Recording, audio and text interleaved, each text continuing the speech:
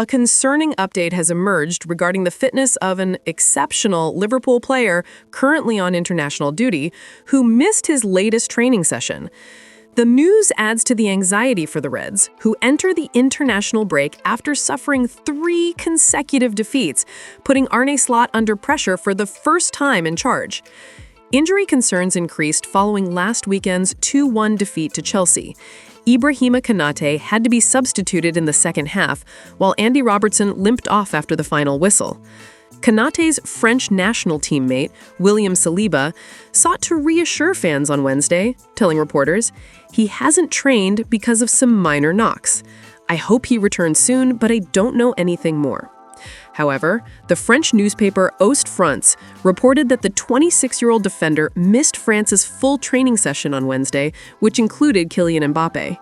During the session, Konate only participated in a light run, suggesting he is unlikely to be available for France's World Cup qualifying match at home against Azerbaijan on Friday night. Konate's season has been marked by ups and downs, struggling to maintain a consistent run of strong performances.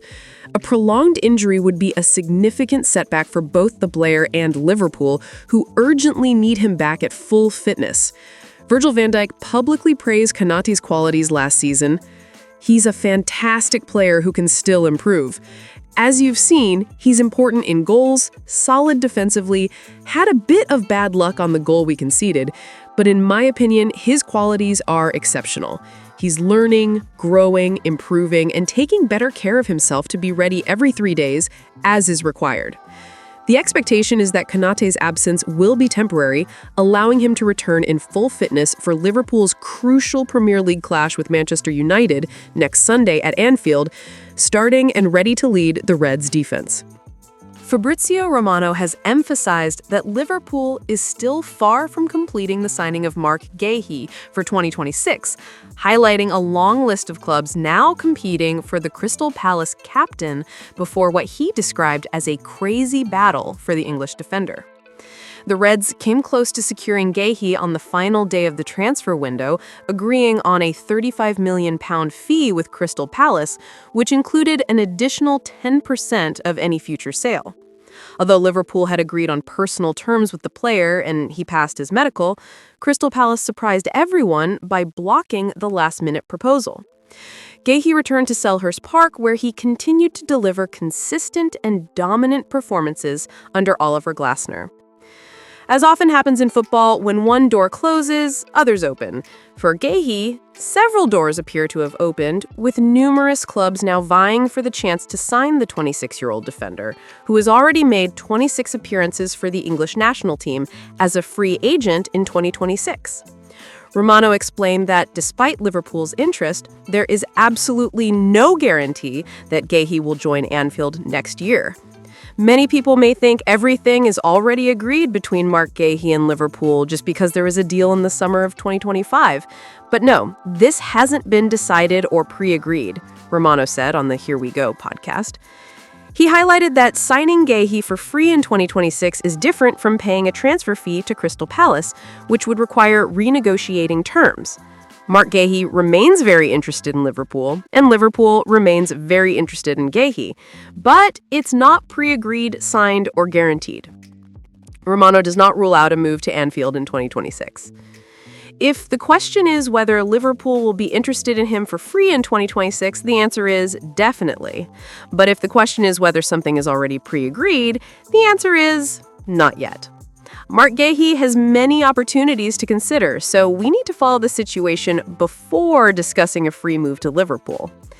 Bayern Munich is also a strong contender, with initial talks reported, but Romano stresses that Liverpool and Bayern are not the only interested parties. Several English and European clubs, including Newcastle, as well as top Italian and Spanish teams, have shown interest in the former Chelsea player, who will become a free agent in 2026. It will be a big battle involving several clubs, Romano added. Transfer expert Dean Jones reinforced that Guéhi's situation has changed. He's looking at things from a new perspective. His approach to a transfer is no longer influenced by past thoughts. The 25-year-old Guéhi remains interested in Liverpool, but is now evaluating multiple options, including Bayern Munich, making his decision completely open. There is no guarantee he'll commit solely to Anfield, and his future promises to be one of the major transfer stories up to 2026, with several Under Arne Slot, Liverpool is currently in a phase of adjustment and adaptation, with much of the focus naturally on Alexander Isak. The Swedish forward arrived with elite reputation and a high price tag, inevitably attracting expectations and scrutiny. However, away from the media noise, a subtler story is unfolding, based on physical conditioning, game rhythm, and clarity of roles within the team, rather than instant heroics. Liverpool understands that Isak's path to peak performance will not be linear. Early flashes of quality have already appeared, but consistency will come with the rebuilding of his physical base over weeks, possibly 3 months to reach full potential.